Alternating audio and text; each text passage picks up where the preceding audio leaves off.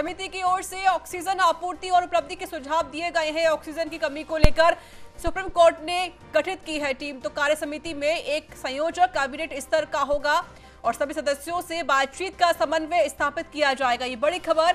और अभी 6 महीने के लिए बनाई गई है कार्य समिति। 1 सप्ताह में कार्य करना शुरू कर देगी राष्ट्रीय टास्क फोर्स। ये बड़ी खबर आपको दिल्ली से बता रहे हैं। समिति की ओर से ऑक्सीजन आपूर्ति और उपलब्धि के सुझाव दिए गए हैं। ऑक्सीजन की कमी को लेकर सुप्रीम कोर्ट ने एक टीम गठित की है। कार्य समिति में एक संयोजक कैबिनेट स्तर का होगा। साथ ही साथ सभी सदस्यों से बातचीत का समन्वय स्थापित किया जाएगा। और अभी 6 महीने के लिए बनाई गई है कार्य समिति। 1 सप्ताह में कार्य करना शुरू कर देगी राष्ट्रीय टास्क फोर्स।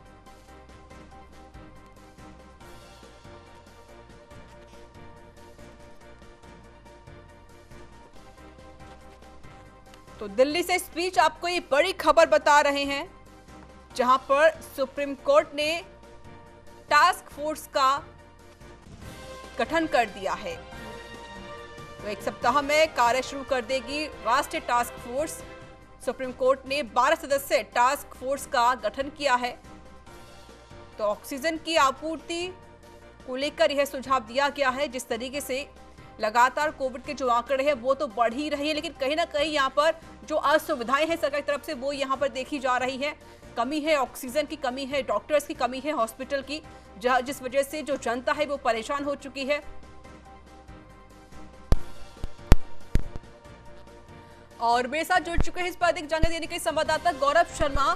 गौरव, जिस तरीके से सुप्रीम कोर्ट ने पहले तो फटकार भी लगाई थी केंद्र सरकार को, लेकिन अब जिस तरीके से जो अव्यवस्था नजर आ रही है, इसके मद्देनजर रखते हुए अब सुप्रीम कोर्ट ने टास्क फोर्स का गठन कर दिया है। मैं बताना चाहूंगा कि सुप्रीम कोर्ट लगातार संज्ञान लेते हुए इन सभी मामलों को देख रही थी और काफी समय से सुप्रीम कोर्ट ने केंद्र सरकार को, राज्य सरकारों को बार बार ये बताया था कि आप इस स्थिति को नियंत्रित कीजिए। और स्थिति जब नियंत्रित नहीं हुए, राज्य सरकार, केंद्र सरकार कोई भी अपने स्तर पर कोई एक्शन प्लान नहीं दे पाई, तो डीवाई चंद्रचूड़ जस्टिस और doctor MR. Shah, justice MR. Shah और डीवाई चंद्रचूड़ की जो समिति है, बेंच है, आज उसने ये निर्णय करके राष्ट्रीय टास्क फोर्स बनाई है। इसमें 12 सदस्यों को शामिल किया गया है। केंद्रीय स्तर पर कैबिनेट सचिव, इसके कोऑर्डिनेटर भी, कन्वीनर भी रहेंगे।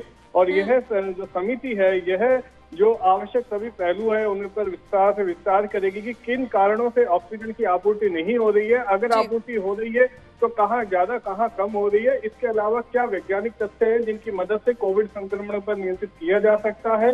इसमें देश के प्रमुख हॉस्पिटल्स, डॉक्टर्स, चिकित्सकों को शामिल किया गया है। और ये समिति एक अपने आप में स्वतंत्र निकाय होगी, 6 महीने के लिए है कार्य करेगी और इस पर पूरी तरीके से सुप्रीम कोर्ट का निर्देश के अनुसार ही इसको कार्य करना होगा। तो कहीं ना कहीं हम कह सकते हैं कि देश के सबसे बड़े जो न्यायालय से अब एक आवाज आई है, जो वर्तमान के कोविड संक्रमण है उसको रोकने के लिए उन्होंने संज्ञान लिया है।